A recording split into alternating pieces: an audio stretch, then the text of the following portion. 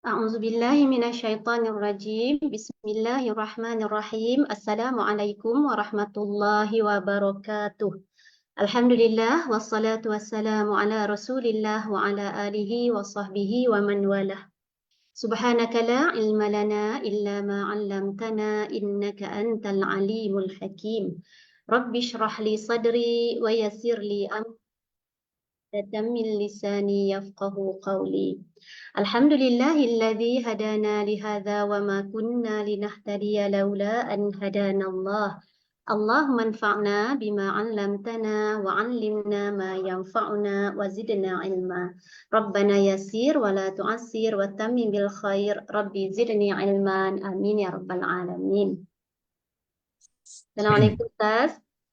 Waalaikumsalam warahmatullahi wabarakatuh. Yang minggu lepas Ustaz sempat terangkan kepada kami tentang maksud Ta'ala Haddu. Itu merujuk semua tentang Allah. Kita ulang semula kot Ustaz ya? Boleh? Kita ulang semula Ah, lah. Ta'ala jaddu kan? Kita ulang semula ayat 3 tu tentang Ta'ala Jaddu. Okey. Baik, silakan Ustaz. Bismillahirrahmanirrahim. Assalamualaikum warahmatullahi wabarakatuh. Innal hamdalillah nahmaduhu wa nasta'inuhu wa nastaghfiruh wa na'udzu billahi min shururi anfusina wa min sayyiati a'malina. Man yahdihillahu fala mudilla lahu wa man yudlil fala hadiya lahu wa asyhadu an la ilaha illallah wahdahu la syarika lahu wa asyhadu anna Muhammadan 'abduhu wa rasuluhu. يا أيها الذين آمنوا اتقوا الله حق تقاته ولا تموتن إلا وأنتم مسلمون أما بعد فإن أصدق الحديث كتاب الله وخير الحدي حدي محمد صلى الله عليه وسلم وشر الأمور محدثاتها وكل محدثة بدعة وكل بدعة ضلالة وكل ضلالة في النار أما بعد. Baik, tuan-tuan dan puan rahimani wa rahimakumullah. Alhamdulillah, syukur kata Allah, pagi ini dapat kita qada'kan, kita menggantikan kembali pengisian yang sepatutnya kita lalui pada hari Selasa ya. Selasa Ustaz. Hari Selasa yang lalu, tapi terpaksa diberhentikan dalam keadaan yang tidak dirancang. Alhamdulillah, syukur kata Allah Subhanahu Wa Taala di atas segala ketetapan dari Allah Subhanahu Wa Taala. Baik, kita sambung kembali ayat yang ketiga. Sekejap ya, saya ni ada bunyi WhatsApp dia jadi bising sikit sini. Okey, sekejap. Oh, nota saya dah siap sebenarnya, cuma saya nak bagi ni. Saya nak bagi, nantilah saya cuba bagi lepas ni ya. Lepas saya siap ni. Supaya tuan boleh print, lepas tu boleh buat catatan. Okey, ayat ketiga ni merupakan ayat yang Allah menceritakan tentang perihal kedua. Tentang jin setelah dia balik kepada kaum dia, maka perkara yang kedua dia cerita. Seperti mana Allah sebutkan kepada kita, A'udzubillahi minasyaitonirrajim wa annahu ta'ala jaddu rabbina mattakhadha sahibatan wala walada. Okey, ayat yang ketiga ni sebenarnya dia adalah puji-pujian daripada para jin kepada Allah, dan mereka telah pun membersihkan Allah, membuat penafian terhadap mana-mana dakwaan yang telah mengatakan Allah Ta'ala ini mempunyai isteri dan juga mempunyai anak. Okey, ayat yang ketiga ni juga secara tak langsung, kalau kita nak buat perkaitan dengan ayat yang kedua, kalau ayat yang kedua kita mengetahui bahawa para jin telah pun mengesahkan Allah secara umum. Mereka kata mereka tidak akan mensyirikkan Allah dengan sesuatu. Pada ayat yang ketiga, mereka menunjukkan keesaan Allah secara lebih khusus. Maksudnya ayat 2, syirik yang umum. Okey, kemudian ayat ketiga, syirik yang lebih khusus. Okey. Jadi kita lihat dekat ayat nombor 3 ni, kita ulang kembali pada ungkapan yang pertama ni, dia ada dua isu dekat sini. Yang pertama daripada wa annahu sampai dekat sini. Okey, lepas tu yang kedua daripada mattakhadha sahibah wala walada. Okey, kita tengok.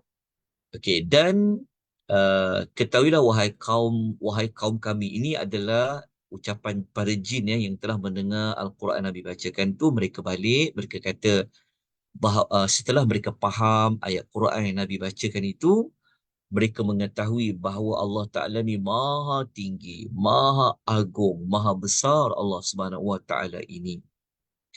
Disebabkan Allah Ta'ala tu sempurna kebesarannya, keagungannya, maka Allah Ta'ala itu tidak mempunyai isteri dan tidak mempunyai anak.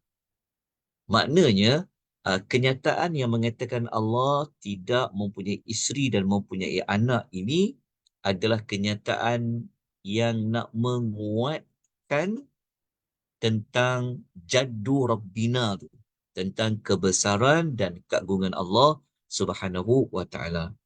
Jadi sekejap ya, saya nak kena cari pensel nak padam sekejap. Sekejap.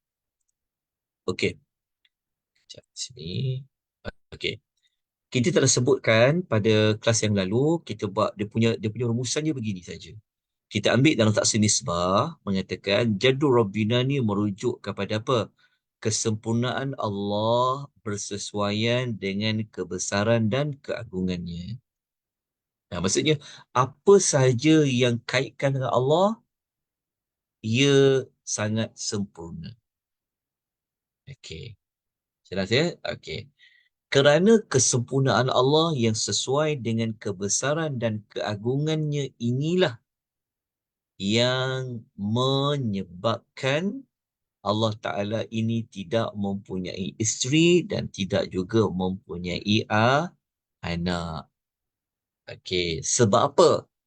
Sebab kalau Allah memiliki isteri dan Allah itu memiliki anak, menunjukkan Allah Ta'ala ini perlu kepada sesuatu. Allah bergantung kepada sesuatu. Allah berhajat kepada sesuatu. Sedangkan Allah ini jaddu Rabbina. Faham tak maksud dia? Okey. Kalau kita rujuk dalam ulasan yang saya paparkan ini, mattakhadha sahibatan wala walada, iaitu Allah Maha Tinggi dari mengambil isteri dan juga anak. Allah tidak memerlukan isteri dan anak. Hanya makhluk sahaja yang memerlukan isteri dan anak. Kenapa kita perlu isteri, perlu pasangan, perlukan anak? Kerana kita lemah dan kita perlukan keluarga. Kita perlu kepada orang lain untuk kita bergantung. Tetapi Allah tidak lemah dan Allah tidak memerlukan sesiapa. Macam mana kita boleh kata Allah tu tidak lemah, tidak perlukan sesiapa? Itulah yang ucapan jin tadi tu. Iaitu jaddu wa annahu ta'ala jaddu Rabbina tadi tu. Okey, jelas tentang ayat yang ketiga. Okey. Sebelum saya nak lanjutkan kepada bincangkan pengajaran, ada kehalusan ayat yang boleh kita ambil manfaat. Okey, dekat ayat tadi, kita jumpa huruf ma kan? Ma. Ma. Dekat sini. Ma. Okey. Kenapa Allah tak guna macam lam? Kenapa Allah tak guna lam? Kenapa Allah guna ma? Faham tak persoalannya adalah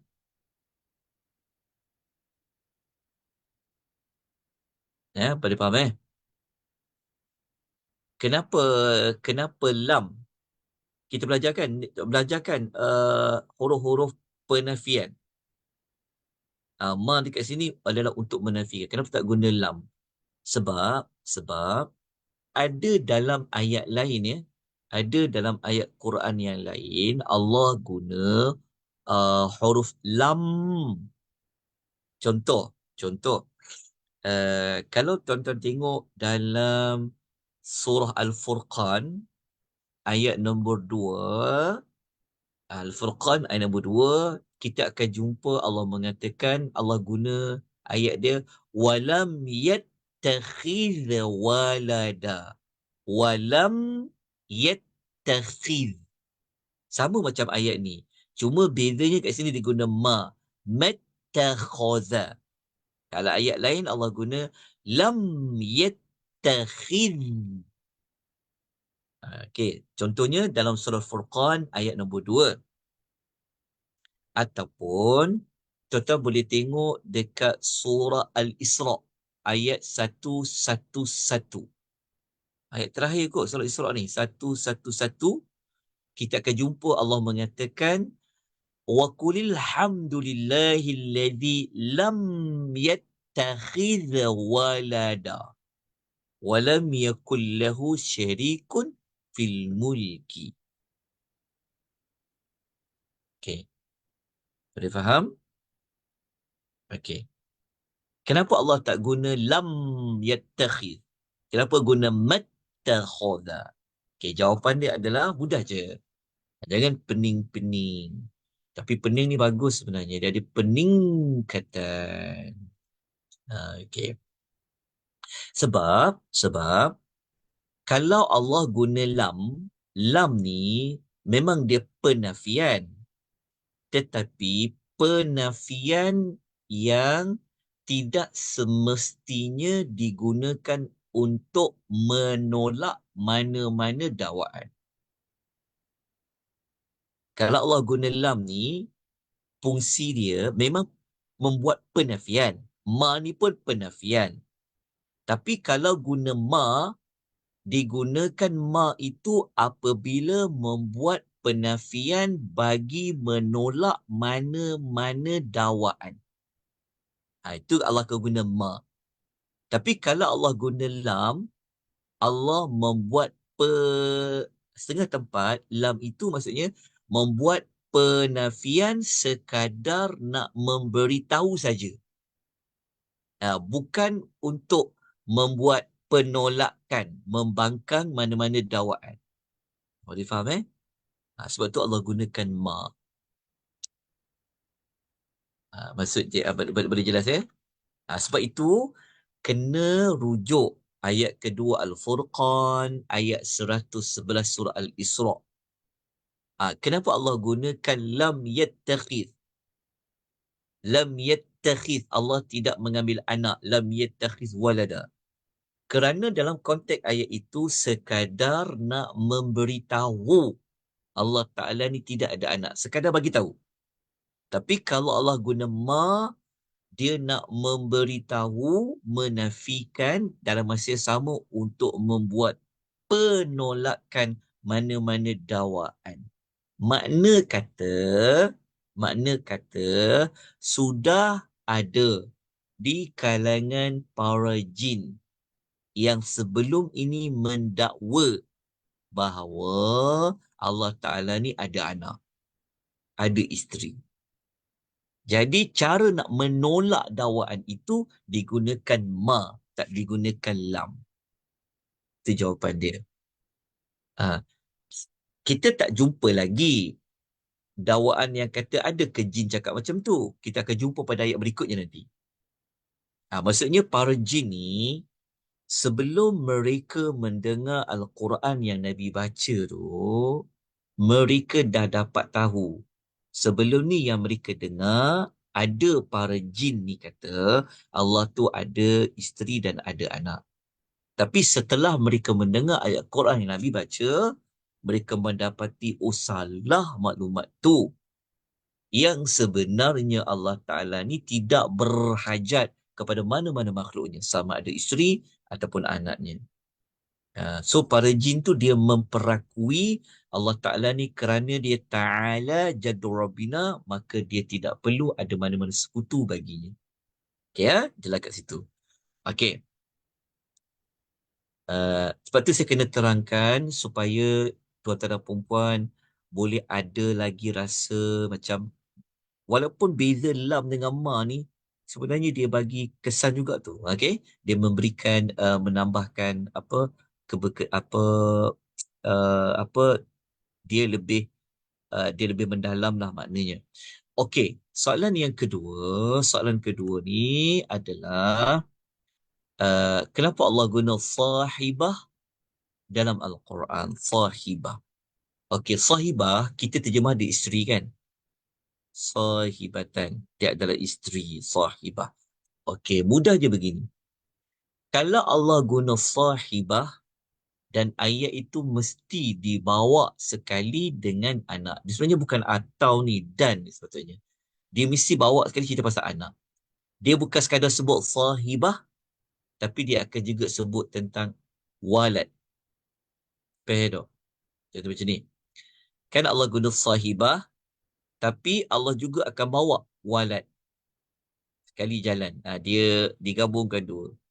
Kalau guna sahibah, Allah guna juga dengan walada. Okey. Tolong tulis dalam ayat Quran yang lain. Memang Allah sebut sahibah ni. Sekejap ya. Okey. Sekejap. Saya ada buat catatan. Okey. Ada empat tempat di dalam Al-Quran yang Allah guna perkataan sahibah dan dibawa sekali walada. Okey. Tempat yang pertama kita boleh jumpa dekat surah Al-An'am ayat 101. Surah Al-An'am ayat 101. Allah gunakan perkataan anna yakunu lahu walad walam takul lahu sahibah.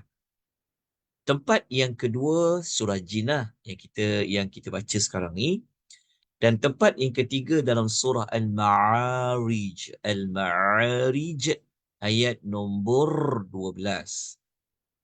Ayat nombor 12 Allah sebut perkataan yaumi idzin bi banihi wa sahibatihi. Anak tu dekat bi banihi wa sahibatihi. Tempat yang keempat dalam surah Abasa. Dalam surah Abasa Allah guna perkataan anak tu dia tak guna walad lah, tapi dia guna bi bani. Wa sahibatihi wa banihi. Ayat 36. Surah Abasa ayat nombor 36. Okey, itu sekadar maklumat tambahan lah. Kalau Allah guna sahibah, selalu dikaitkan dengan walada ataupun banin iaitu anak. Okey. Kemudian kita lanjutkan terus pada pengajaran ayat. Okey, pengajaran ayat yang kita dapat belajar dekat sini. Yang pertama, okey, kesempurnaan, kekuasaan, keagungan dan kebesaran Allah Subhanahu wa taala. Itu yang kita dapat belajar daripada jin tadi. Daripada ayat yang ketiga tadi. Okey. Nombor dua, Allah Ta'ala tidak memerlukan sesiapa pun. Allah tidak berhajat kepada mana-mana makhluk dia pun. Sama ada isteri ataupun anak. Itu untuk pengajaran yang kedua. Okey. Pengajaran yang pertama dan kedua ni, okey, pertama dan kedua ni, okey. Pertama dengan yang kedua ni, ada dalil sokongan yang lain. Okey, tengok dalil sokongan dulu. Okey, contohnya dalam surah Al-Mu'minun, ayat nombor 91. Allah Ta'ala sebut, mattakhazallahu min waladin wa ma kana ma'ahu min ilah. Allah tidak sama sekali memilih seseorang sebagai anaknya dan tidak ada sama sekali sebarang Tuhan bersama-sama dengannya. Okey, ini contoh ayat lain yang Allah membuat penafian dan dia menolak mana-mana dakwaan yang kata Allah ni dia ada anak. Okey.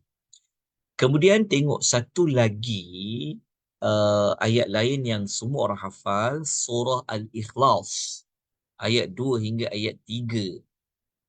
Allahus Samad. Allah menjadi tumpuan pergantungan segala sesuatu. Ini sama macam yang tadi tu. Dekat ungkapan ayat yang Ta'ala jaddu Rabbina. Dia sama kedudukan macam Allahus Samad tu.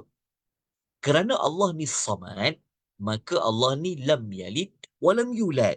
Dia tidak beranak dan dia tidak pun diperanakkan.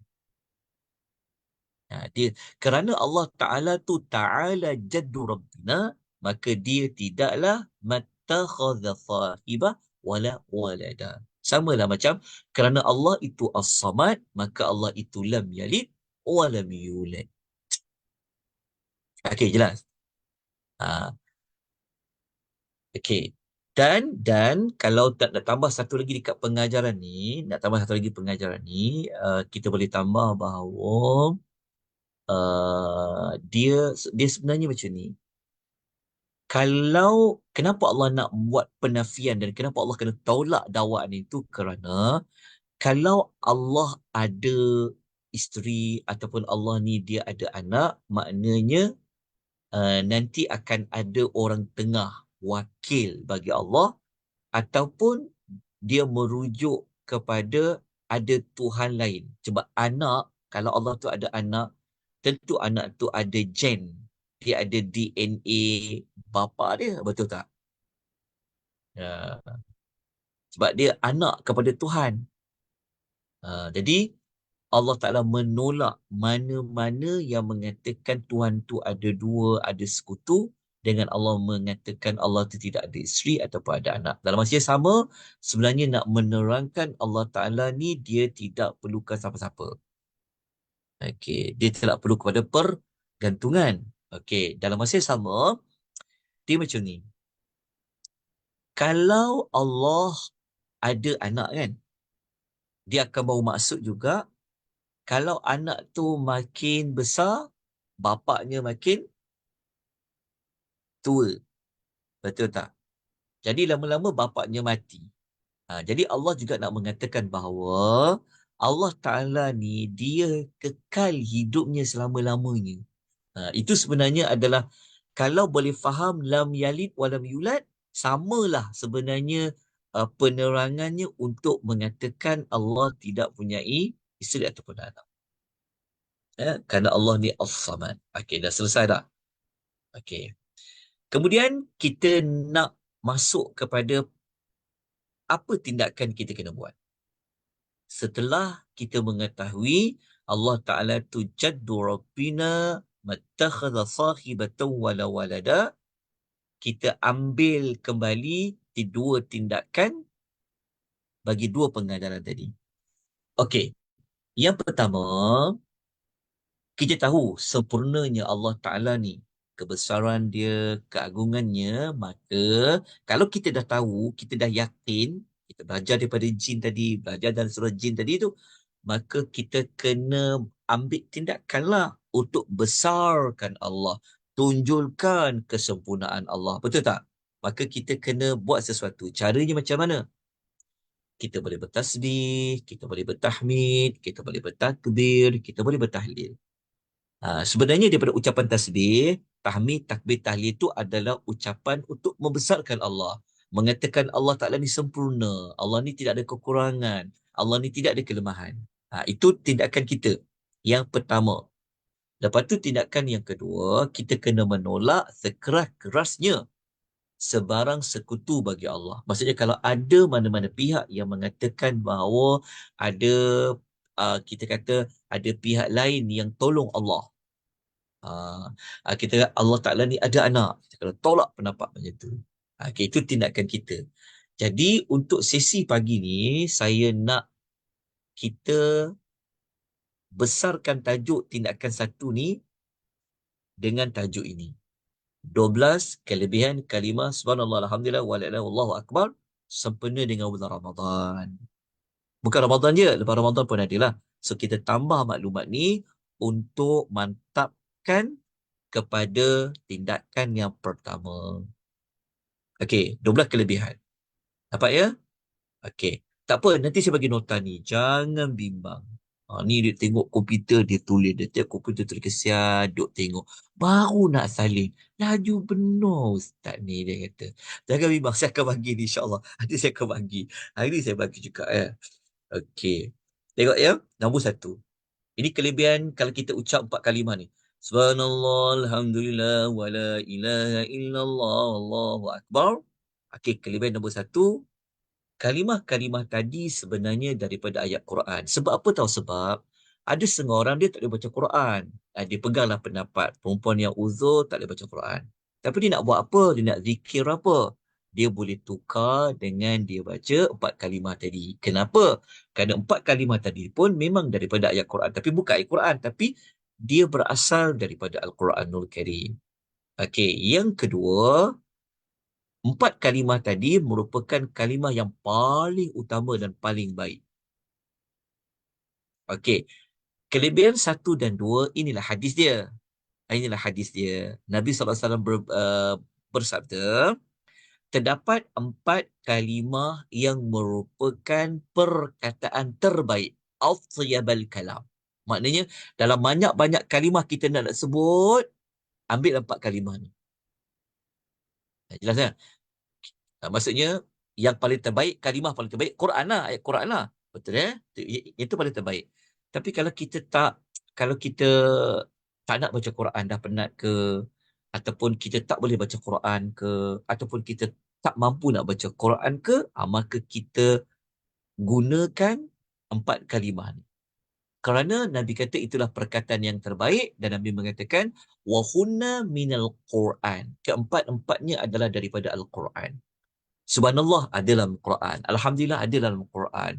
Allahu Akbar ada dalam Quran. La ilallah illallah ada dalam Quran. Dan Nabi kata, nak mula dari mana pun tak kisah, kata Nabi. La yadurruka bi'ayyihinna bada'ta. Engkau nak mula dari mana pun tak apa.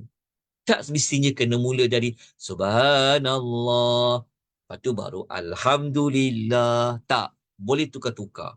Nak mulakan dulu Allahu Akbar, Alhamdulillah, La ilaha illallah, Subhanallah. Boleh. Tak jadi masalah. Okey. Dalam hadis lain, Nabi SAW bersabda, afdalul kalam, kalimah yang paling utama, seafdal-afdal kalimah. Subhanallah, alhamdulillah, wa la ilaha illallah, wallahu akbar. Walaupun susunannya macam ni, tetapi Nabi kata tak kisah nak mulakan dari mana dulu, tak apa. Okey, dapat. Okey, kelebihan nombor 3. 4 kalimah tadi adalah kalimah yang dipilih oleh Allah dan Allah suka sangat.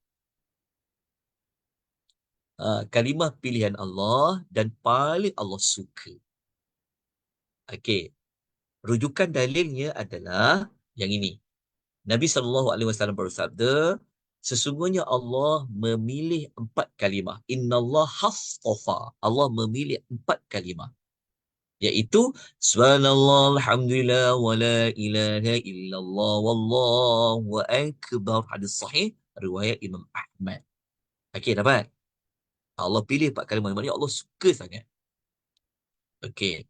Lepas tu dalam hadis yang kedua, Nabi SAW mengatakan ahabbul kalami ilallahi arba'.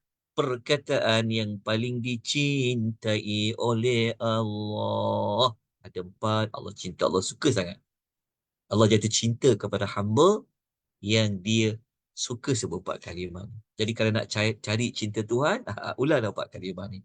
Subhanallah, alhamdulillah, wa la ilaha illallah, wallahu akbar. Kenapa? Kerana kalimah ni kan kalimah yang memuji Tuhan, membesarkan Allah, betul tak? Macam tasbih. Tasbih saja boleh bincang tajuk khas. Tapi kita gabunglah 4-4 ni. Okey? Supaya kita benar-benar melakukan tindakan membesarkan Allah. Okey, bukan sekadar kita kata betul, saya percaya dengan yakin Allah tu jaddu Rabbina. Tapi kita buat dengan zikir-zikir yang lain. Okey. Kemudian yang keempat, kalimah yang dicintai oleh baginda Nabi sallallahu alaihi wasallam. Nabi sebut dalam hadis, Nabi kata, demi sesungguhnya kalau aku boleh ucapkan alhamdulillah, subhanallah, walhamdulillah, wa la ilaha illallah, wallahu akbar, Nabi kata lebih aku cintai daripada segala yang disinari oleh matahari. Hadis riwayat Muslim. Besar 4 kalimah ni. Kan? Nabi kata lebih aku sukai daripada dunia. Okey. Kemudian yang kelima, kalimah yang kita baca tadi tu dapat menghapuskan dosa-dosa kecil kita. Ni dalil dia. Dengar tak bunyinya? Terkejut saya. Dia kata, okey. Apa dia?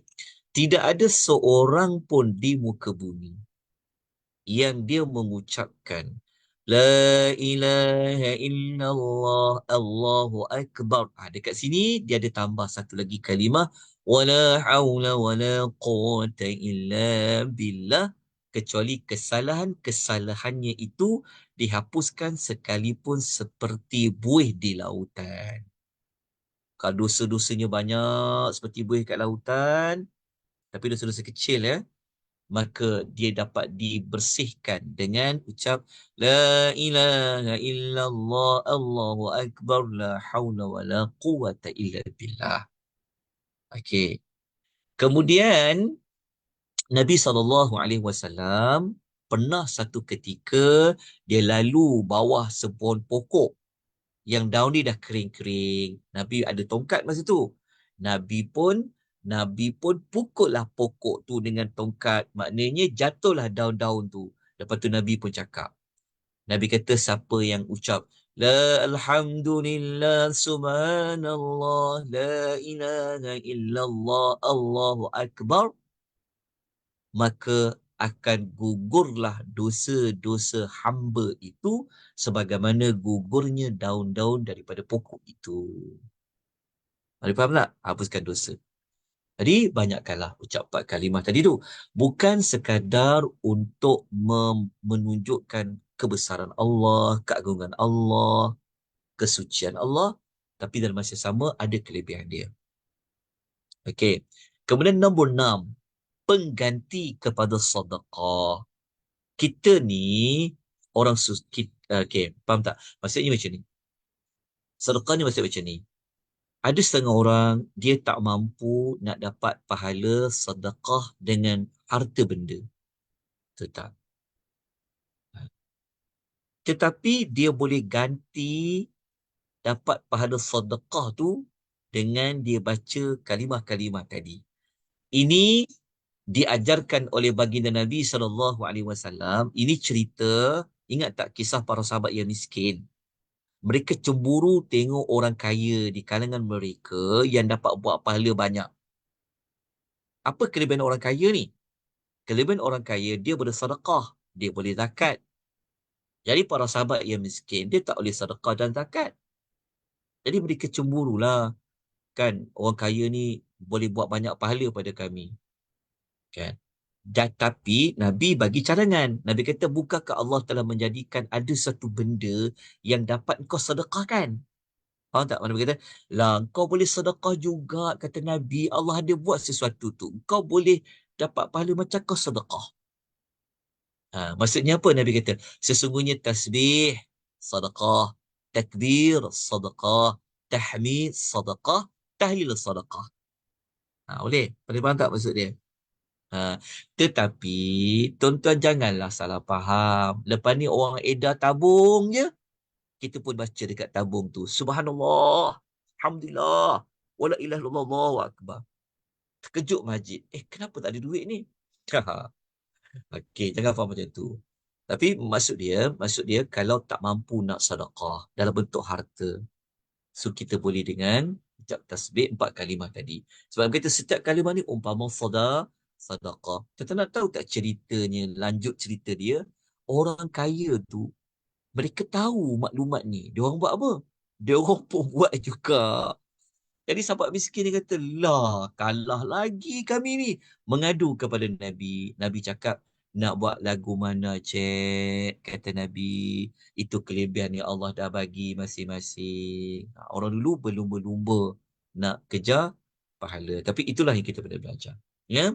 Apatah lagi kalau kita boleh sedekah dengan harta, sedekah pula dengan ucapan kalimah ni, lagi berganda-ganda pahala dia.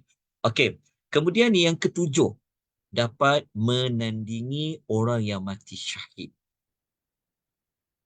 Ini cerita 3 orang mu'allaf di zaman Nabi SAW. Pernah dengar kot cerita, pernah dengarkan cerita tu, 3 orang mu'allaf tu? Okey. Cerita dia begini, cerita. Okey, ceritanya begini.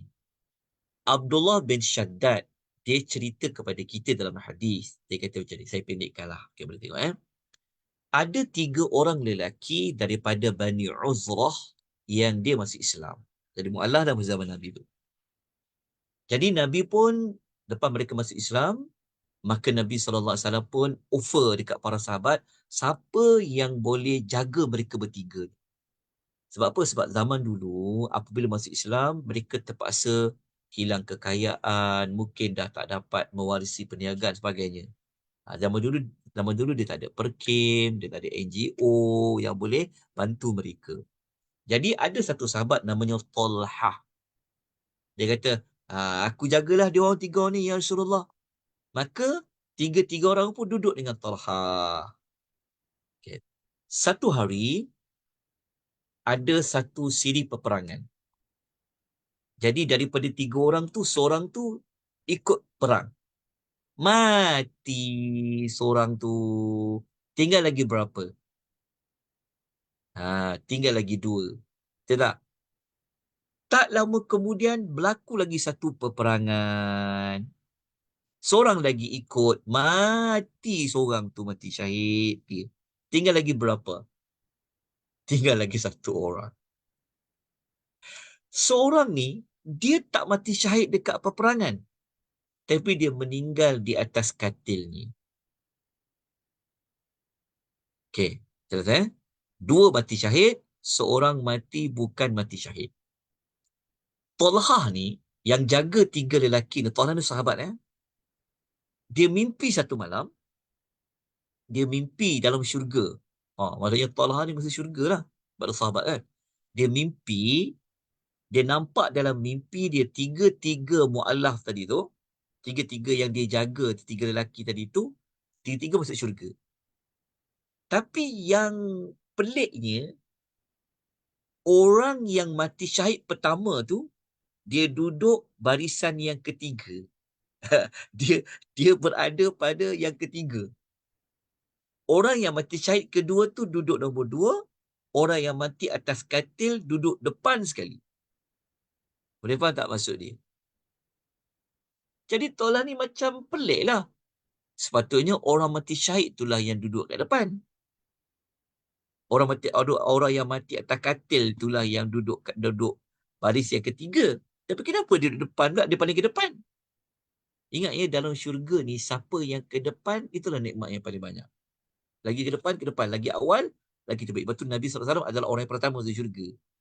Okey. Taklah dia tak puas hati. Dia macam, betul ke ni?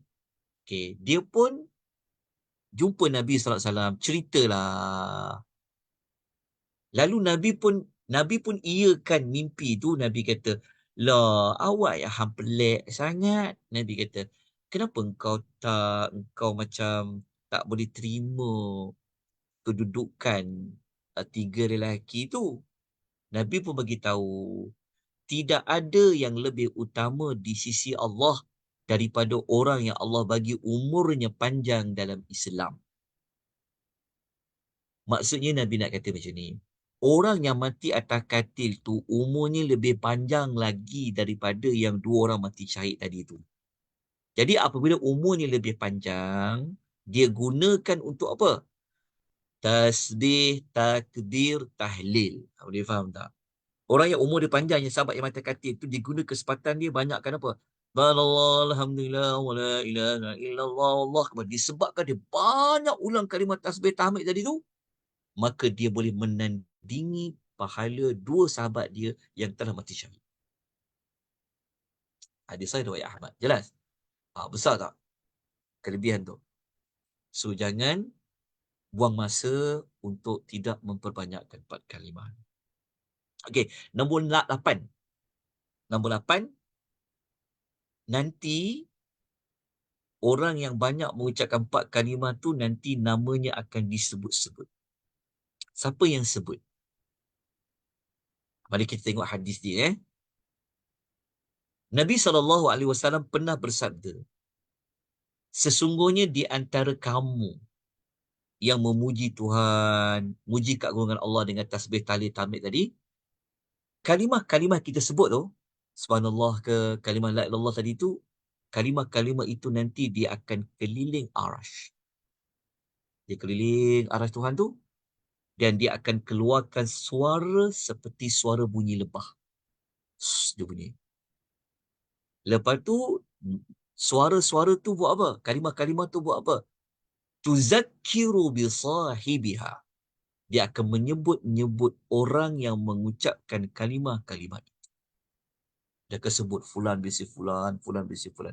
4 kalimah tu dia akan pusing keliling arah Tuhan dan disebut. Oh, orang ni dulu ucap kalimah tasbih. Oh, orang ni dulu ucap kalimah tahmid. Lalu Nabi SAW motivate para sahabat. Nabi kata, tidakkah salah seorang di antara kamu suka jika ia mempunyai atau selalu mempunyai sesuatu yang menyebut-nyebut namanya. Nabi kata, korang tak suka ke kalau ada sesuatu yang kau sebut nama korang, yang kau puji nama korang? Kau tak suka ke? Hadis sahih riwayat Ibnu Majah. Ya Allah, beruntungnya kalau boleh menggunakan waktu yang ada dengan memperbanyakkan 4 kalimah itu. Okey. Kemudian kita lanjutkan lagi. Okey, nombor 9. Kelebihan nombor 9, kalimah-kalimah itu nanti dapat memberatkan timbangan baik di hari akhirat. Oh, ini berdasarkan hadis yang Nabi pernah cakap macam ni. Nabi kata bagh. Lepas ni kalau tuan-tuan nak cakap contoh ni, kalau dalam bahasa kita macam wow. Macam tu kan. Kita tukar bahasa Arab. Bagh. Macam tu. Mesti orang terkejut. Ha. Faham? Nabi kata, sangat bagus. Nabi kata ada 5 perkara. Yang mana 5 perkara ni alangkah beratnya dalam timbangan. Maksudnya dia boleh memberatkan timbangan. Nabi kata, wow. Dia Arab dia panggil bah. Perkara pertama adalah ucapan La ilaha illallah. Perkara kedua, Subhanallah. Perkara ketiga, Alhamdulillah. Perkara keempat, Allahu Akbar. Dan perkara kelima, seorang lelaki yang anak dia meninggal tetapi dia sabar, dia harapkan pahala terhadap Allah Subhanahu Wa Taala. Dapat beratkan timbangan. Okay, dapat tak? Timbangan amal kita. Okey, jelas ya? Sempat tak salingnya? Tak sempat kan? Tak apa, nanti saya bagi. Saya bagi note ni. Okey, jangan bersedih. Okey. Senyum ya, seindah suria. Okey, yang membawa bahagia. Kau tersenyum, senyumlah seorang-seorang. Okey. Nombor 10. Okey, kelebihan 4 kalimah ni dia menjadi perisai dari api neraka. Menarik cerita dia, satu hari tau. Nabi cakap dekat para sahabat, Nabi buat pengumuman. Ambil perisai, cepat-cepat ambil perisai kamu, ambil perisai kamu. Para sahabat terkejut. Ya Rasulullah, ada musuh ke? Ada musuh ke? Sampai ambil perisai ni. Ni jawab, tak. Nabi kata, bukan. Akan tetapi, ambillah perisai kamu semua dari api neraka. Nabi kata, engkau buat perisai dari api neraka. Bukan sebab musuh datang nak ambil perisai itu.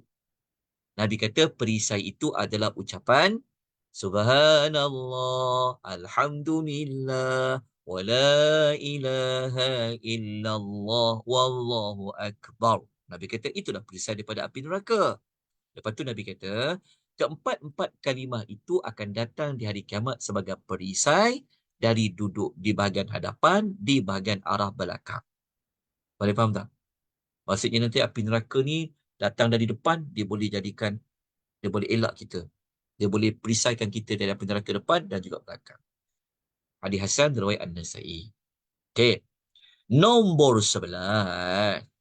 4 kalimah tadi itu antara amal yang Allah mudahnya lah nak buat.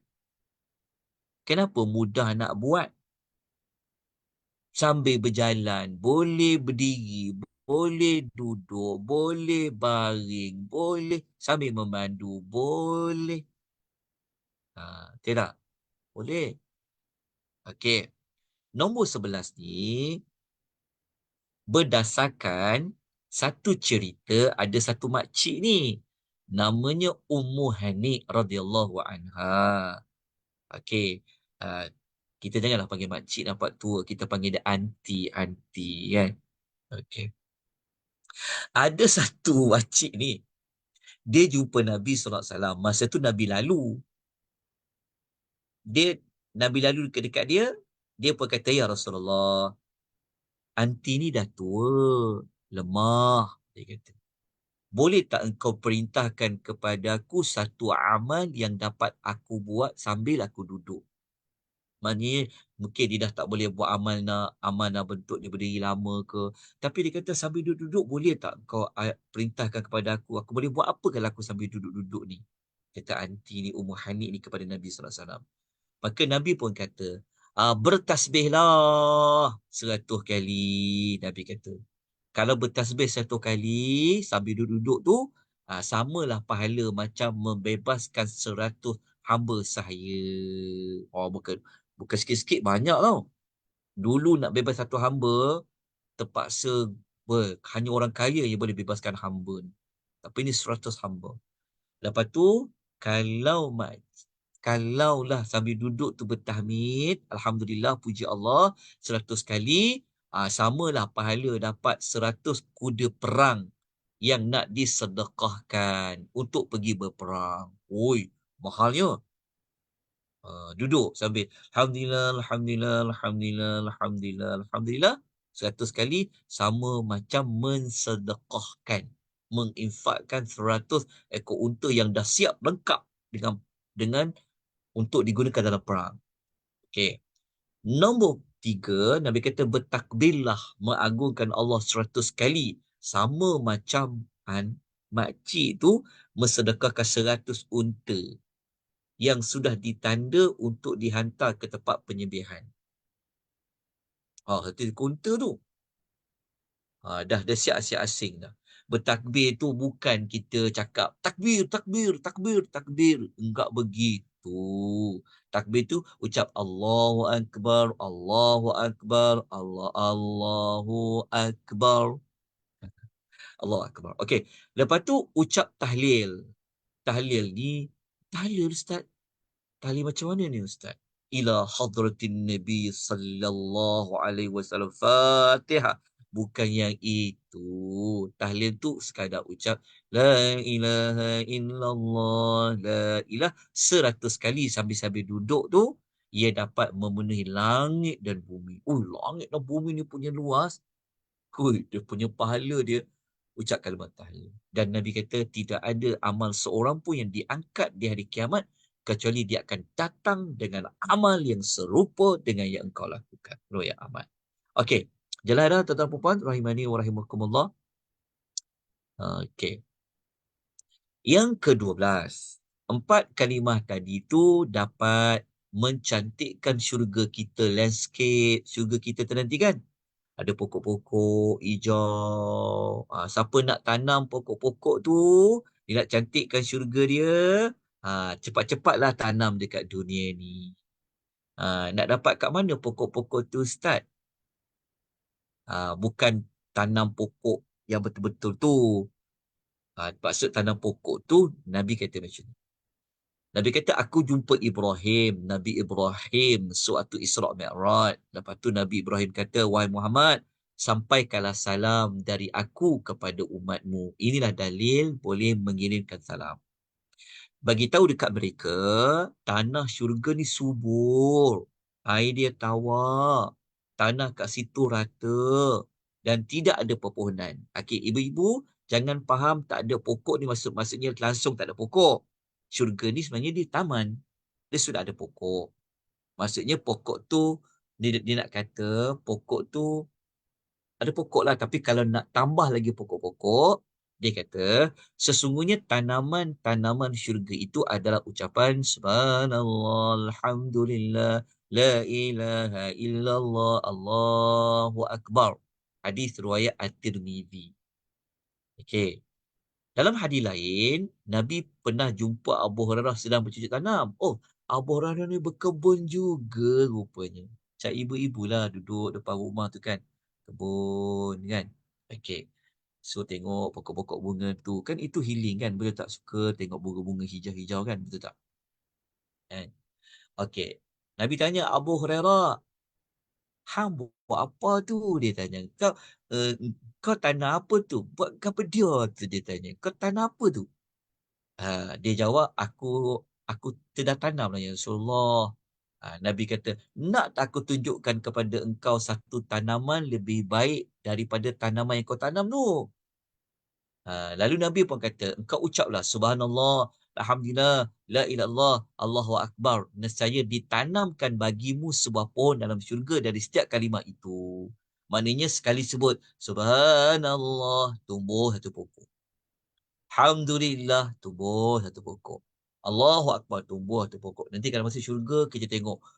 Oh Allah, Hajar. Cantiknya syurga Hajar ni. Banyaknya pokok-pokok. Maknanya kita tahu Hajar tu selalu buat apa? Ha, dia banyak ucap kalimah tu. Kan? Kita tengok pula. Kau punya pah, tengok pah. Tengok kau punya syurga pah. Lah, kenapa pokok tak banyak pah? Itulah, aku dulu tak sempat nak ucap subhanallah, alhamdulillah. Contoh. Ha, ada faham eh? Okey. Lepas tu, kalau tuan-tuan sedang berzikir, bertasbih kan, ada orang tanya, tengah buat apa tu? Sedang menanam pokok-pokok lah. Hah? Tanam pokok? Kau ni betul tak betul aja? Dia kata. Tak. Tanam pokok di syurga, kita kata. Oh iya ke? Cerita, cerita. Kita pun baca lah hadis ni dekat dia. Okey dah. Okey, jelas ya? Itu adalah tindakan kita yang pertama tadi. Sebenarnya saya nak kita kita buat untuk besarkan Allah Ta'ala lah. Sebab tasbih semua faham tasbih tu apa, Alhamdulillah tu apa, Allah Akbar tu apa, La Allah tu apa. Okay, sekarang kita masuk ayat yang keempat. Saya selit-selit ni supaya bulan Ramadan pula tu kan, betul tak? Pagi-pagi ni ya Allah ngantuknya lah, pagi-pagi ni. Betul tak? Ha, kan? Betul, pagi-pagi ni Allah sedapnya lah.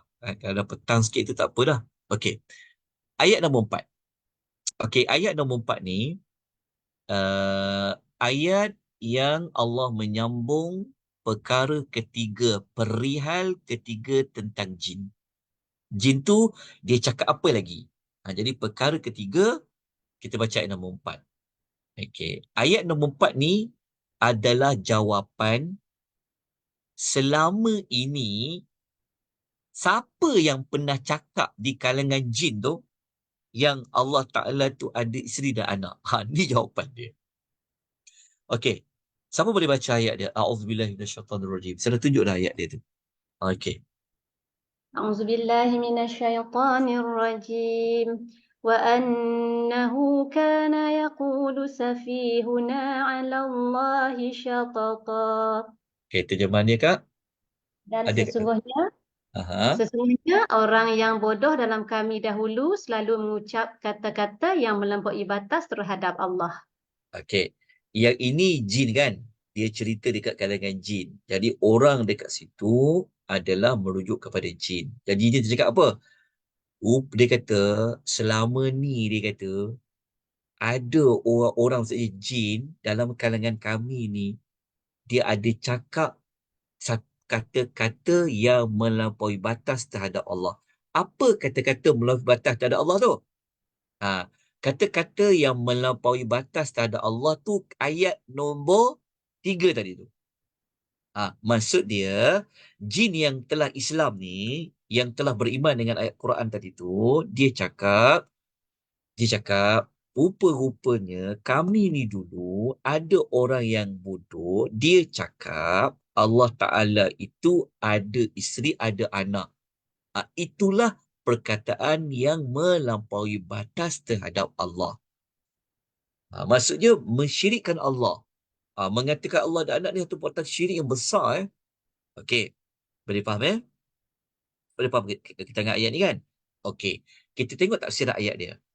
Okey, dalam tafsir Al-Misbah, tafsir Al-Misbah, Pak Qursyihab dia kata macam ni.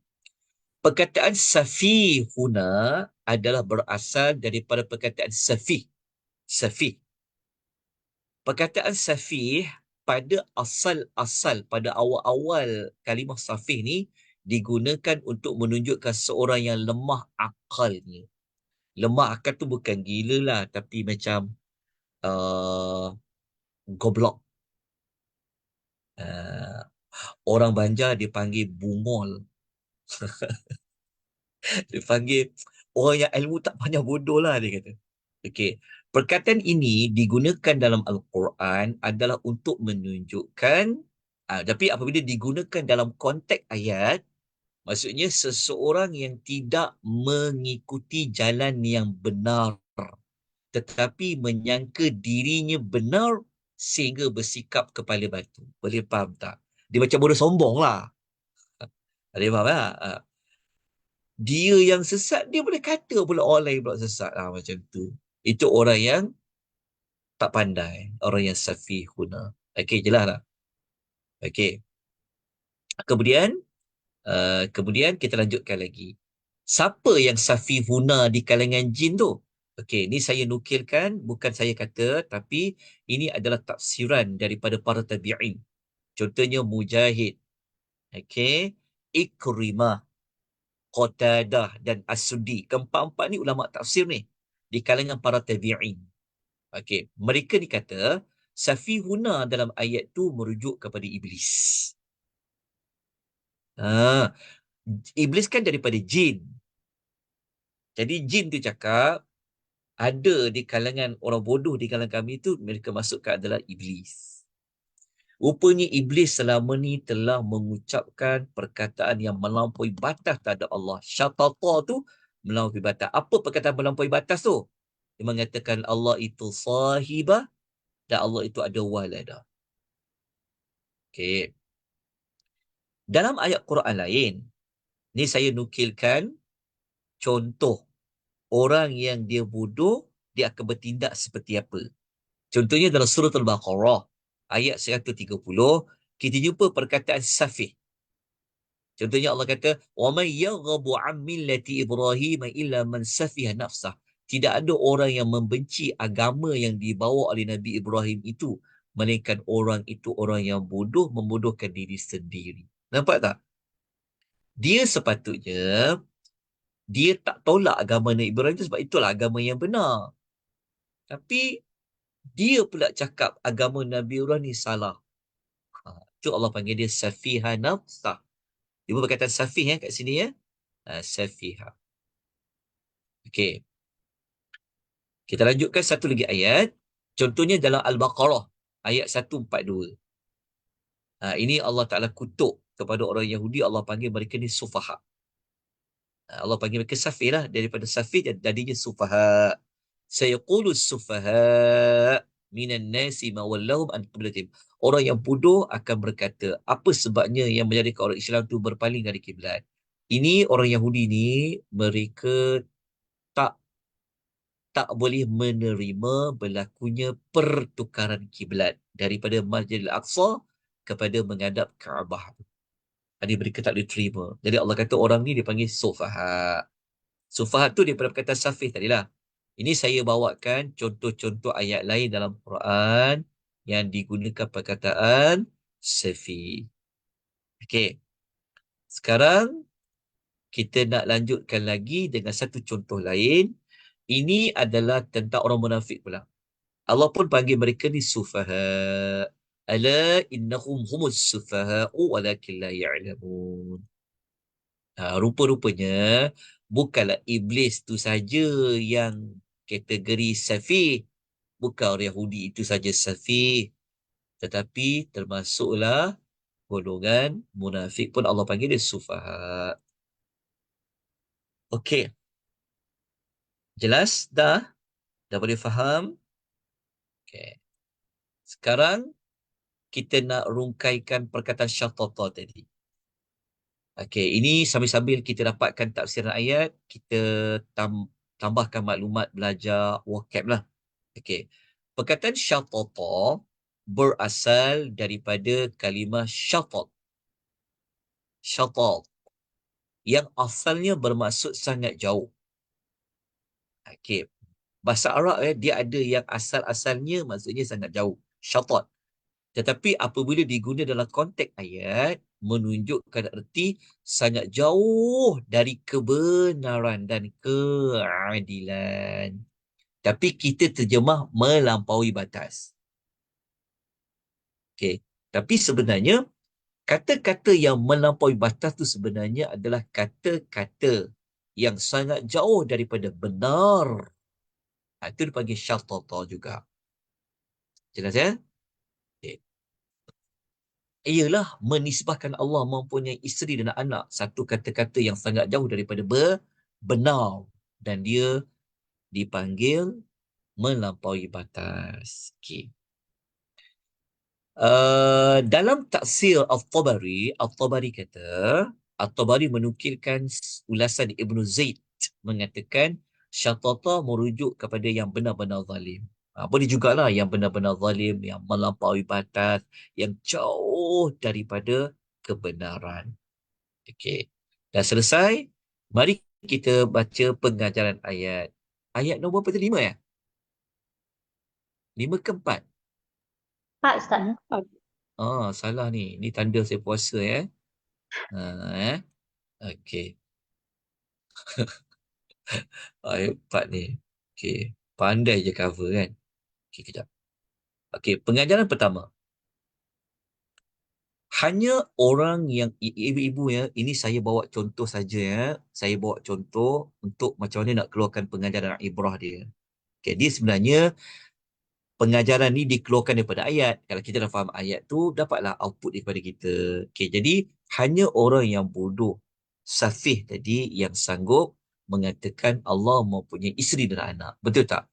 Kalau orang tu, kalau orang tu ada ilmu, tentu dia tak akan cakap. Maksudnya kalau dia kenal Allah, tentu dia akan cakap macam jin yang cakap tadi. Betul tak? Kalau dia tahu Allah tu Ta'ala Jaddu Rabbina, maka dia takkan cakap Allah tu patut ada isteri dan tak anak. Tapi sebab dia apa? Sebab dia bodoh tadi tu, okey, dia akan hanya orang yang macam tu dia sanggup menisbahkan Allah isteri dan anak.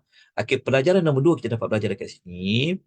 Apabila menisbahkan Allah kepada isteri dan ada anak merupakan perbuatan yang sangat melampaui batas. Dah lah tak nak beriman, lepas tu pula ucap kata-kata yang jauh daripada kebenaran, maka ia adalah perbuatan yang sangat melampaui batas. Dia kalau baca dalam ayat Quran ya, saya lupa ayat dia. Langit ni sebenarnya dah hampir-hampir pecah ya, disebabkan ucapan yang mengatakan Allah tu ada anak. Besar tu. Di antara ucapan yang sangat Allah murka. Itu dipanggil menisbahkan Allah isteri dan anak. Okey. Apa tindakan yang kita nak kena buat? Saya rasa dia sekejap. Okey, nanti kita akan masuk dekat ayat yang berikutnya. Okey. Kita masuk ayat yang kelima. Okey, ayat kelima ni, okey, setakat ni boleh faham tak? Ayat nombor 4. Faham tak? Faham Ustaz. Ustaz tadi yang ayat langit hampir pecah tu dari surah Maryam ayat 88 hingga 92. Bunyi dia macam mana Kak? Ayat dia bunyi dia. Bunyi depan Ah. wa qalu ittakhadhar rahmanu walada. Aha. Nak nampak Ustaz? Okey tak. Lepas tu? Tidak Ustaz, dah tengok yang besar. Ustaz tak nampak Ustaz, kecil sangat. Kejap kena buka kat Quran. Okey. Terjemahan dia macam mana? Sini nampak apa ni Kak Rizal lagi rabun. Saya pun dah tak dia dah. Saya nak kena pakai. Saya pun Pakai pakai masuk. spek dah. No. Saya dah tak nampak Terjemahan. saya. Terjemahan dia, dan mereka berkata, Tuhan yang Maha Pemurah mengambil atau mempunyai anak. Sesungguhnya kamu telah mendatangkan sesuatu perkara yang sangat mungkar. Hampir langit pecah kerana ucapan itu dan bumi belah dan gunung-gunung runtuh. Kerana mereka mendakwa Allah yang Maha Pemurah mempunyai anak. Dan tidak layak Tuhan yang Maha Pemurah mengambil atau mempunyai anak. Nampak? Jadi kesimpulan daripada yang itulah yang digunakan perkataan syatata tadi. Waktu batas berat ya ucapan tu.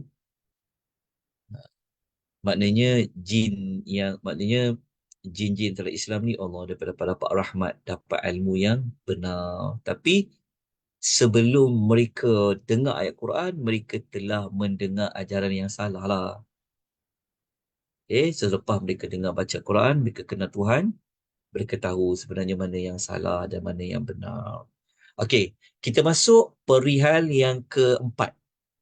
Tentang jin itu, apa lagi yang mereka bicarakan? Kita kena baca ayat nombor 5. Okey, ayat nombor 5 ni, okey. Ayat nombor 5 ni kita siapa boleh baca kat ayat nombor 5 ni? Wa anna sebelum tu kita habis pukul berapa? Pukul 12, Ustaz. Pukul 12. Okey. Alhamdulillah. Larat lagi kan? Larat kan? Ustaz yang Eh? cakap okey. Saya insya-Allah boleh je. Tapi mungkin habis awal sikit kot no sebab okey, tak apa. Kita awalkan sikit 15 minit kot insya-Allah. Okey. Ayat ni siapa boleh baca? Silakan. A'udzubillahi minasyaitonirrajim. Wa anna dhananna an lan taqula al-insu wal jinnu 'ala Allahi kadhiba. Dan Kita terjemah. sesungguhnya kami menyangka bahawa manusia dan jin tidak sama sekali akan mengatakan sesuatu yang dusta terhadap Allah. Jin yang Islam tu, yang beriman tu, lepas dia tahu maklumat sebenar tentang kesempurnaan keagungan Allah, kebesaran Allah tadi tu kan. Lepas tu dia pun cakap lagi. Dia kata sesungguhnya kami duk ingat dia cakap bahawa manusia dan jin tidak sama sekali akan mengatakan sesuatu yang dusta terhadap Allah. Maksudnya jin dia ingat selama ni betul lah apa yang dia dengar tu, faham tak? Dia ingat sebelum ni apa yang dia dengar kata Allah tu, Allah Ta'ala itu ada isteri, ada anak tu, dia ingat macam betul lah kan. Takkan ada orang nak cakap bukan tentang Allah. Tapi rupa-rupanya ada pihak-pihak yang sanggup berkata dusta terhadap Allah, membuat cita-cita yang dusta terhadap Allah Subhanahu wa taala. Okey. Dekat ayat ni, kenapa jin no? Kenapa jin itu dia sebut manusia? Lepas tu baru disebut jin. Sekarang ni jin tu yang cerita kan kepada jin-jin yang lain. Tapi kenapa dia masukkan sekali manusia? Lepas tu pula kenapa didahulukan manusia baru jin? Okey. Kenapa dia dahulukan manusia dan jin? Okey. Okey, kejap ya. Kita tengok jawapannya. Okey, sebelum tu kita dapatkan dulu maklumat ayat ini apa. Okey. Ibnu Katsir mengatakan, okey, ini ulasan daripada Ibnu Katsir ya. Dia kata, sebelum mendengar Al-Quran, kami iaitu para jin yang dengar dan baca Quran tu tidak pernah menyangka bahawa manusia dan jin mempunyai kecenderungan berbuat dusta kepada Allah dengan mengatakan Allah mempunyai isteri dan anak. Setelah Al-Quran kami dengar dan beriman kepadanya, barulah kami tahu ada di antara kami yang sanggup reka-reka cerita terhadap Allah Subhanahu wa taala. Boleh faham tak maksud dia? Boleh faham kan? Uh, Ustaz, tadi maksudnya sebab jin sebut manusia dulu sebab yang dia orang dengar tu daripada Nabi sallallahu alaihi wasallam manusia. Jadi mesti manusia pun sama macam itulah dia kata. Okey, maknanya kalau ikut jin, okey, kena faham dulu. Konteks ayat ni, jin dia membuat penafian tentang apa? Konteks dia nak cerita tentang uh, Ya, sesuatu yang dusta tak ada Allah kan? ya. Maksudnya dekat sini, dia menafikan siapa yang tak akan buat dusta terhadap Allah. Manusia Tetapi kan? manusia. Ah, Maksudnya, jin ni cakap, kami jin ni lagi teruk lah dari manusia. Kenapa didahulukan dulu manusia nombor satu? Seolah-olah dia nak kata manusia ni taklah seteruk jin yang boleh buat dusta. Sebab tu dia letak nombor satu ni dekat sini susunan dia bukan bermaksud paling jahat ya, dia paling baik. Maksud susah macam ni. Sebab ayat ni kata, sesungguhnya kami menyangka bahawa manusia dan jin tidak sama sekali.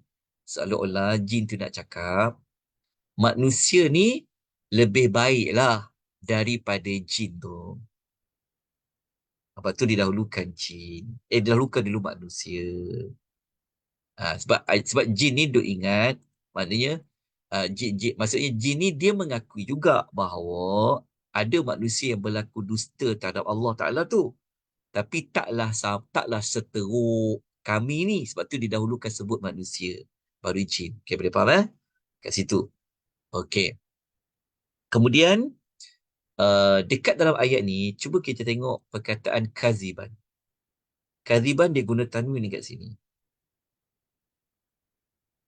Kalau ada tanwin, bermakna ini adalah kata nama apa?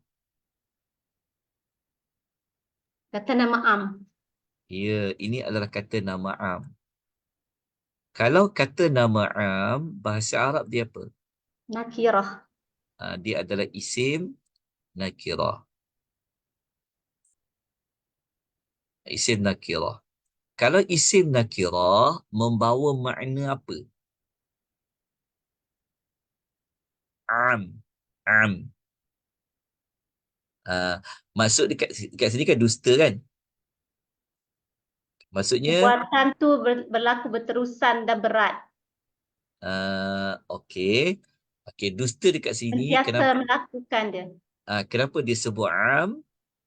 Adalah kerana nak merujuk dusta secara umum. Lepas tu, maksudnya apa sahaja yang dusta terhadap Allah, dia cover sekali kat kaliban lah. Itu dia panggil kata nama am.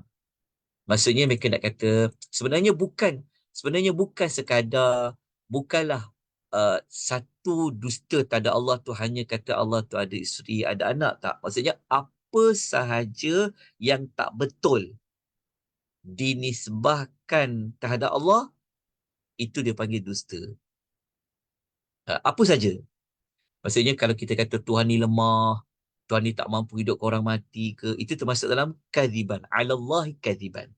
Ataupun ada orang cakap Allah Ta'ala ni bakhil ke, Allah Ta'ala ni kerekut ke, Allah Ta'ala ni, maknanya apa sahaja yang tidak benar disandarkan kepada Allah, itu dia panggil alallahi kadziba. Jadi jin ni dia bijak. Dia nak sebut secara umum. Okey, penipuan dusta terhadap Allah secara umum lah. Itu dipanggil kadziban. Sebab itu kadang-kadang dalam Quran, kalau kita jumpa perkataan al-kadhib, dia ada alif lam. Setengah tempat dia ada alif lam. Kalau ada alif lam tu maksud dia apa? Khas. Dia Hmm. dia spesifik Ah, kepada ah, kesalahan dusta tu sahaja. Betul. Sebab tu kalau kita baca, kalau dia ada al-kadhib, maksudnya mesti dalam ayat itu dia nak spesifikkan isu apa yang dusta. Tapi kalau dia tak guna al-kadhiban saja secara umum, apa sahaja yang dusta terhadap Allah, itu dipanggil kaziban. Tapi kalau al-kadhib, dia ada spesifik isu pendustaan yang dilakukan. Jadi kalau ibu-ibu, kalau nak dapatkan maklumat dekat mana ayat yang ada kata kazib, kazib tu al-kadhib, ada banyak. Contoh, contoh, kita boleh tengok dekat surah Yunus contohnya. Surah Yunus, surah nombor 10, cari ayat nombor 69. Ayat nombor 69. Kita akan jumpa Allah mengatakan, Qul innal ladhina yaftaruna 'ala Allahil kadhib la yuflihun. Okay, dalam surah Ali Imran, ni surah lain pula, contoh dalam Ali Imran, tengok ayat nombor 94. Kita akan jumpa Allah kata, faman iftara 'ala Allahil kadhib, 'ala Allahil kadhib. Ya, 'ala Allahil kadhib. Kalau ayat ni, 'ala Allahi kadhiban. Okey.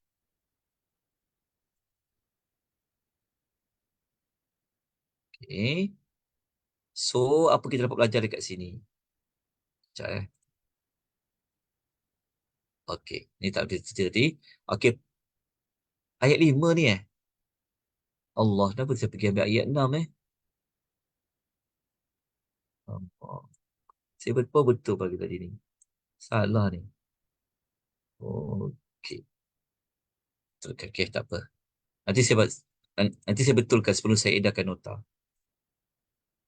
Okey, pengajaran yang kita dapat belajar daripada ayat ni, ibrah ayat itu adalah kita dapat belajar ya ini kita cover sekali dengan ayat nombor 4 juga boleh kita cover dengan ayat nombor 4 juga. Mengikuti seseorang secara membuta tuli boleh membawa kepada kekufuran dan kesyirikan. Macam mana kita boleh kata pengajaran macam ni? Ingat tak tadi ayat nombor 4 yang jin tu cakap sebelum ini apa ayat tadi tu nombor 4 tu apa ni orang yang bodoh ni ingat tak kan? Ada orang yang bodoh di kalangan kami yang mengatakan tak ada Allah satu benda yang dusta kan? Maknanya sebelum mereka tahu benda yang betul, kan mereka dengar je kan? Betul? Ikut je Iblis kata apa tu tak? Ikut je Iblis tu cakap apa. Maksudnya kalau ikut secara membuta tuli, kalau Iblis tu kata Allah tu ada isteri, Allah tu ada anak, bila lah jin tu macam tu. Jin-jin yang lain tu. Tapi sebab jin-jin yang tadi tu dia dah dengar fakta yang sebenarnya setelah mendengar Quran, mereka tahu benda yang betul. Okey. Yang ini membuta tuli ni maksudnya yang salah lah ya. Kalau benda yang betul tu tak apa. Tapi benda yang salah. Okey. Pelajaran nombor 2 adalah dengan ilmu yang benar. Seperti mana ilmu yang benar sudah pastilah ilmu dari Al-Quran. Ilmu dari hadis lah. Dapat menjauhkan kita daripada buat kesyirikan. Boleh faham tak maksudnya? Maksudnya jin tadi tu selama ini dia duk ingat takkan ada orang sanggup cakap yang bukan-bukan tentang Tuhan tu, betul? Dusta, betul tak? Selama ni dia duk ingat Allah tu memang ada isteri dan anak. Okey, tapi setelah dia dapat ilmu itu dari Al-Quran yang mereka dengar tu, barulah tahu selama ni salah rupanya yang diperkatakan terhadap Allah. Okey. Apa yang syiriknya menisbahkan Allah kepada isteri dan juga anak tadi itu. Okey. Untuk pelajaran nombor 2, saya nak tunjukkan contoh. Kalau ilmu, kalau kita tak belajar dengan mendalam, kita akan dapati boleh berlaku syirik. Contohnya macam ni. Ini contoh yang praktikal. Ni bukan contoh ni bukan ambil daripada jin ya. Ni. Contoh macam ni. Okey. Tengok ya. Ada satu ketika ada seorang lelaki dia cakap dekat Nabi macam ni. Dia cakap macam ni. Dia kata, Masya Allahu wa syi'ta. Tengok dia kata, atas kehendak Allah dan kehendak kamu. Lelaki ni dia buat sesuatu tau. Dia nak buat sesuatu. Dia kata, aku buat tu atas kehendak Allah dan kehendak kamu. Dia samakan kehendak Allah dengan kehendak Nabi. Nabi tegur tau. Nabi cakap apa? Apakah engkau ingin jadikan aku sebagai tandingan bagi Allah? Nabi nak kata, engkau nak samakan aku dengan Allah ke? Kehendak Allah dengan kehendak aku ni kau nak jadikan aku ni sama dengan Allah ke? Lepas tu Nabi kata, kau kena betulkan. Yang sebetulnya kau kena kata hanya atas kehendak Allah je. Jangan cakap atas kehendak aku. Sebab lelaki tu dia guna wow. Dia guna dan. Nampak tak? Kalau dan ni kan sama, betul tak? Sama kan? Okey. Tengok yang lain Kita tengok contoh yang lain. Kejap. Ni nampak macam syirik ni. Ni perkataan boleh buat syirik ni. Okey. Okey, contoh. Sekejap ya. Kita ambil satu contoh lain. Okey, contoh lain dalam hadis lain. Sabda Nabi SAW, riwayat Abu Daud. Janganlah kamu berkata, Masya Allahu wa sya'a fulanun. Janganlah kamu kata atas kehendak Allah dan kehendak seseorang. akan tetapi ucapkanlah atas kehendak Allah kemudian. Nabi suruh tukar daripada guna huruf waw bermaksud dan, Nabi suruh tukar kalau nak sebut dua pihak, kalau nak sebut Allah dengan pihak lain, kena guna summa. Summa tu apa? Kemudian. Apa beza guna dan kemudian? Apa beza guna dan kemudian? Okey, kalau saya kata macam ni. Saya sanggup mati kerana Allah dan kerana negara dan kerana bangsa. Betul ke tak betul? Tak betul kan? Sepatutnya Allah tu letak nombor satu dan tak boleh samakan. Kalau kita nak kata saya buat kerana Allah dan kerana mak, salah. Saya buat kerana Allah kemudian kerana mak. Itu baru betul. Betul tak? Jangan kita demi demi agama, bangsa dan negara. Sama. Kan banyak orang cakap macam tu, betul tak? Jangan main tau. Nabi dah tegur tu. Sepatutnya kita kata, kerana agama, kemudian bangsa dan negara, apalah. Jangan letakkan Allah itu setanding, sebaris dengan yang lain. Jelas eh? Okey, sebab itu dia kalau boleh lah, kalau kita nak letak tulisan Allah dengan Muhammad kan, ada tak orang letak sama? Betul tak? Kan ada buat gambar Allah dengan Muhammad sama tak? Boleh ke tak boleh macam tu? Contoh, mudah je. Pernah tengok tak mana-mana tempat dia letak gambar agung, lepas tu letak gambar menteri besar sebut tu. Disusun sama ke tak sama?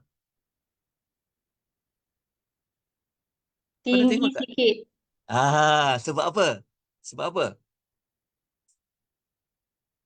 Sebab dia nak kata Sebab agung. level tu beza. Agung lagi Sepatutnya tinggi. sepatutnya kita kena buat macam tu kerana nak letak frame tulisan khat Allah dan Rasul tu. Sepatutnya kena macam tu. Kita tak boleh letak dia sama. Kita kena letak Allah, kalau nak susun frame yang khat Allah dan Rasul, Allah dan Muhammad tu kan? Betul tak Sebaik-baiknya kita letak Allah tu tinggi sikit, Nabi Muhammad tu bawah sikit. Sama macam susunan agung. Sebab Nabi sebut tu. Boleh faham kan? Sepuluh depan ni tukar. Jangan sebut dan. Tukar kemudian. Nampak tak? Hanya dengan ilmu yang benar dapat elak kita daripada syirik. Betul tak? Kita nak ambil yang pengajaran nombor 2 tadi tu. Jangan main tau. Banyak lagi tau benda-benda lain. Saya tak nak, kita tak sempat lah nak sebut ni. Okay. Sebab jin ni pun baru sampai ayat nombor 5 surah jin ni. Okay. Saya bawakan kata-kata ulasan Ibn Abbas. Ibn Abbas ni dia sebenarnya dia pernah ketika dia ulas ayat ni, ayat 22 surah Al-Baqarah ni, wala fala taj'alu lillahi andadan wa antum ta'lamun ni, ayat ni Allah kata janganlah kamu mengadakan sekutu-sekutu lain bagi Allah ni kan. Ibn Abbas ni dia buat contoh. Dia kata macam ni. Dia kata antara contoh perkataan yang boleh bawa kepada menandingi Allah seperti kau kata demi Allah dan demi hidupmu wahai fulan. Sebab dia kata dan kan. Tak, tak boleh. Demi hidupku. Ni tak boleh lah. Mestilah kerana demi Allah. Ataupun kalau bukan kerana anjing orang ini, tentu kita dah dimasuki pencuri. Nampak tak? Kita menyandarkan anjing tu penyelamat kita. Boleh faham tak maksudnya? Ataupun seorang ucap kepada kawan dia, atas kehendak Allah dan kehendak kamu. Kita kata, sebab Allah selamatkan saya dan sebab nasihat engkau lah. Tak boleh. Jangan main tau.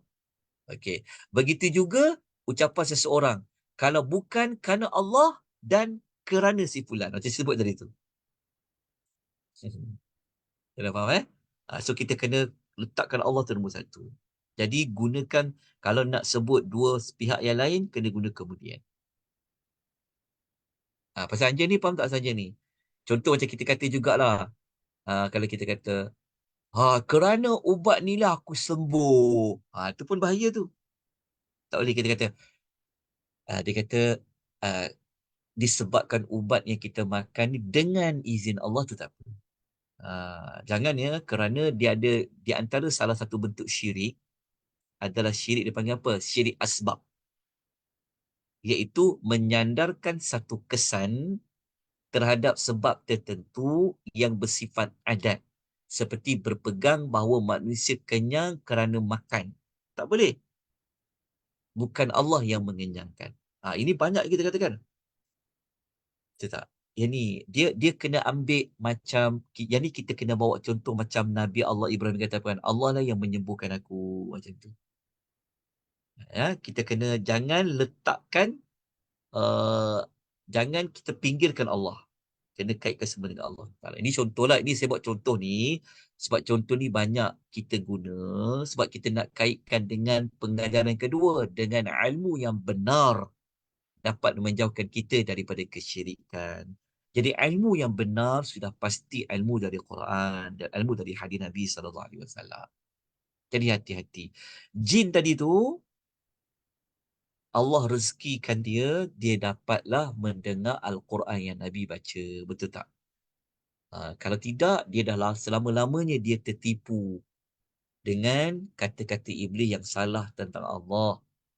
Ya, kata-kata yang dusta terhadap Allah Subhanahu wa taala. Okey. Tamatlah kita untuk ayat yang ini. Tapi dia punya tindakan dia apa? Tindakan dia ada, kita tamat dengan tindakan. Okey, tindakan yang kita kena buat. Okey, apa kita kena buat? Kalau kita tahu ikut membuta tuli tu boleh bawa kita kepada syirik, maka kita kena mendalami isi kandungan Al-Quran, belajar, fahamkan, supaya kita dapat kenal Allah dengan sedalam-dalamnya. Sebab itu, kalau nak kenal Allah sebenar-benarnya, maklumat tu dalam Quran. Maksudnya kalau nak kenal Allah, belajar Quran. Okey. Tindakan yang kedua, membuat kajian dan penelitian sebelum menerima apa-apa maklumat yang disampaikan. Ini kita boleh bertanya, betul ke benda macam ni? Betul ke? Mungkin kita boleh tengok dekat mana-mana artikel ke, fatwa ke, mana-mana dibaca. Sebab kadang-kadang ni kita suka terima sesuatu tanpa kita tanya. Kadang-kadang maklumat tu banyak sangat. Kita terima tanpa kita tambahkan bacaan dan sebagainya. Wallahu ta'ala alam. Selesailah kita ayat yang ke-5. Ni kita nak masuk ayat yang ke-6. Tapi tak hari inilah, kita buat minggu depan. InsyaAllah. Kita Ustaz, cuba buat ah, hari ini. masa Ya. tinggal 2 minit lagi tapi ada beberapa soalan. Soalan dia apa? Soalan tak apa boleh. Soalan apa Puan Neksun tanya, paras berbeza. Ustaz, bolehkah jika kita kata aku buat ini kerana Allah dan sunnah Rasulullah? Aku buat ini kerana Allah dan sunnah Rasulullah. Tak apa, boleh. Dan sunnah Rasulullah tu betul lah. Buat kerana Allah dan sunnah Rasulullah. Ini ada lagi, ada Fini tanya. Okay. Mana dia? Ha. Ya, mana? Dah ke atas dah. Apa dia Fini tadi soalan? Mana? Tak ni, okey. Orang Kak Lina orang dah, yang ada Kak tanya Lina orang dah yang tanya juga. aha. Macam-macam. Ada tanya apa? Kak Lina cakap tadi kalau kita nak ucap zikir 4 kalimah ni mesti kena faham juga kan, bukan sekadar menyebutkan saja. Okey. Zikir ini zikir ni dia ada tiga jenis peringkat zikir. Dia ada tiga level zikir lah. Maksudnya tingkat yang paling pertama sekali, paling terbaik sekali, mulut dia lafaz, dia faham sekali dengan hati. Ah, Zikir yang kedua bawah sikit, adalah hati saja. Tapi mulut tak sebut. Tapi hati dia faham. Hati dia menghayati apa dia baca. Zikir pada rendah sekali adalah mulut saja. Tapi hatinya tak faham. Dia tak fokus. Dia faham tak? Contohnya kalau kita sebut Subhanallah, kita faham perkataan Subhanallah tu maksudnya Maha suci Allah daripada sifat lemah, daripada sifat kurang, daripada sifat-sifat yang tak layak bagi Allah. Jadi, apabila kita sebut Subhanallah, Subhanallah, hati kita ni berjalan sekali. Seiring dengan apa yang kita sebutkan. Itu yang paling top sekali. Tapi, tak semestinya, maksudnya kalau dia berzikir, contohnya kalau dia berzikir, Contoh kalau dia berzikir tapi hatinya tak menghayati semua-semua tu, boleh juga dipanggil zikir juga, tapi zikir tu yang rendah lah. Zikir darjat yang rendah. Contohnya dia zikir Allah, Allah, tapi sambil dia buat kerja dia tak fokus. Allah, Allah. Macam orang doa lah. Amin, amin, amin, amin, amin. Dia pandang atas, bumbung, belakang, bawah, kiri, kanan. Amin, amin, amin. Macam tu. So dia tak fokus. So darjat dia bawah lah. Dia sebut tapi dia tahu subhanallah tu apa diri. InsyaAllah. Moga-moga Allah Lantas, Ta'ala. soalan last, Fini tanya, orang yang bodoh ni sebenarnya dapat hidayah tapi menolak. Begitu ke Ustaz? Termasuk juga orang yang bodoh. Macam kita sebut tadi, yang Pak Kursyab kata, dia dah menolak kebenaran, lepas tu dianggap dia pula yang benar. Kan? So maksudnya, maksudnya termasuklah. Maksudnya orang yang bodoh juga adalah orang yang dia dapat hidayat. Tapi dia tolak hidayat yang benar tu. Lepas tu dia pula cakap, dialah yang benar. Orang yang bagi hidayah dekat tu, itu yang salah. Termasuklah tu. Termasuk di antaranya. Wallahu ta'ala a'lam. Oh, ada satu lagi, Ustaz. Apa Bolehkah dia tu? kita, bolehkah kita cakap terima kasih Allah, terima kasih abang, suami? Macam syirik ke? Dia tanya. Tak, iaitu terima kasih Allah, terima kasih abang. Terima kasih Allah, terima kasih abang. Okey, dia tengok pada niat dia apa. Kalau dia mengatakan sebab abang tolonglah saya sekian-sekian lah, itu tak boleh. Sebab dia panggil sirik sebab tadi. Dia kata, kita kata, uh, apa, sebab Allah tolong saya dan sebab abang tolong. Itu tak boleh lah. Faham ya? Kalau kita nak, kita kena ubah. Sebab Allah tolong saya. Okay, mungkin kita kata asbab tu boleh. Kalau kata dan disebabkan pertolongan Allah tu, kita kena niat dia apa tu. Jadi kita kata, macam kita kata kemudian lah. Lebih baik kita letak kemudian. Supaya kita tak letakkan sebab tadi tu. Macam tadi tu kita kata sebab sebab saya makan lah, saya kenyang. Patutnya kita kata Allah lah yang mengenyangkan. Jadi kita kena kaitkan bahawa jangan tinggalkan Allah tu pada sebab tu.